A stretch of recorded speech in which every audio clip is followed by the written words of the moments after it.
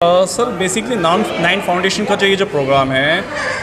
मैं इस चीज़ को देखकर अवेयरनेस के तौर पे अमूमन ये कहा जाता है कि भाई जो है बहुत सारे लोग ये कह रहे हैं कि भाई ये अपना प्रोडक्ट को वो कर रहे हैं, प्रमोट कर रहे हैं, पर मैं उनकी बातों से इत्तेफाक नहीं रखता क्योंकि जो मेंस्ट्रुएशन है वो एक बेसिकली एक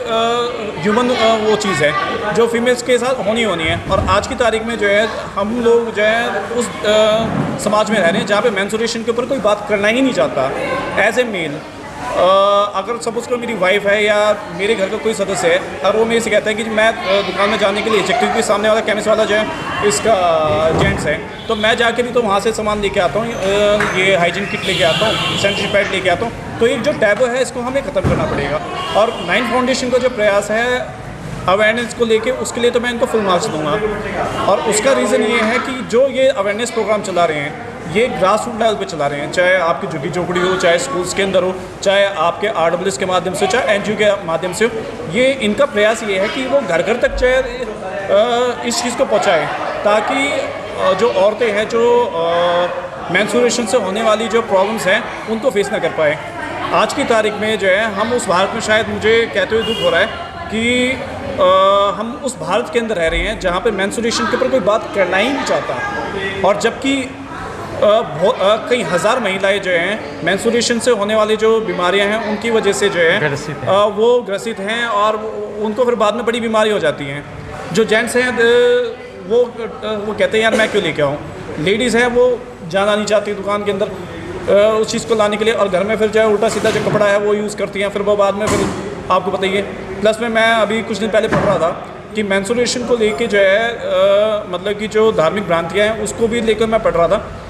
कि भाई आप किचन के अंदर एंटर नहीं कर सकती हैं, आप यहाँ नहीं जा सकती, वहाँ नहीं जा। अरे भाई क्यों नहीं जा सकती हैं? इसी मेंस्ट्रुएशन की वजह से ही तो जो है बाद में जो है फिर एक वंश आगे बढ़ता है। अगर मैं मतलब कि ज़्यादा फ्रैंक, अगर मैं माफ़ी चाहूँगा अगर मैं ज़्यादा फ्रैंक कर रहा हूँ, पर सच्चाई ये है। तो हमें आज की तारीख में बात करनी पड़ेगी, वुमेन हेल्थ के ऊपर बात करनी पड़ेगी, हाइजीन के ऊपर बात करनी पड़ेगी। अगर कोई महिला हमारे घर के अंदर जो है जो हमें खाना बना के देती हैं या हमारे घर को जो है संवारती है, अगर वो ही ठीक नहीं है और वो जो है महिला रोगों से संबंधित वो जनित है, तो वो कैसे घर को जो है वो मतलब कि घर के ऊपर, अपने घर के ऊपर फोकस कर पाएगी जब वो खुद ही बीमार है। तो सबसे पहले तो ग्रास रूट में मैं चाहता हूँ कि जितने भी पुरुष हैं वो आज की तारीख में बात करना शुरू करें मेंस्ट्रुएशन को लेके। और ये जो नाइन फाउंडेशन का जो है मैं तो कहता हूँ बहुत अच्छा प्रयास है। और फ्यूचर में नाइन फाउंडेशन के अलावा भी जो बड़े बड़े जो सैनिटरी पैड जो बेचते हैं, मैं भी ये चाहूँगा कि वो कम्युनिटी के अंदर जाके जो है और बिल्कुल ग्रास रूट लेवल पे, चाहे जो कंस्ट्रक्शन लेबर हो, चाहे झुग्गी झोपड़ी हो, चाहे स्कूल्स हो, चाहे घर हो, वहाँ पे जाके ये अपने प्रोडक्ट दे और हाइजीन को लेके अवेयरनेस करें। क्योंकि आज की तारीख में अगर मैं आपको सच्चाई बताऊँ, सेंट्रल गवर्नमेंट मेंस्ट्रुएशन के ऊपर जो है बहुत अच्छा काम कर रही। दिल्ली गवर्नमेंट जो है एक सच्ची सैली, मैं किसी NGO को प्रमोट नहीं कर रहा, एक सच्ची सैली फाउंडेशन है, उनके साथ भी उन्होंने बहुत स्कूल्स के अंदर ये करा है। और अभी हाल फिलहाल में दिल्ली गवर्नमेंट ने एक फ़ंड अलोकेट किया है गवर्नमेंट स्कूल्स के अंदर जहाँ पे फ्री में उनको सैनिटरी पैड बांटे जाएंगे।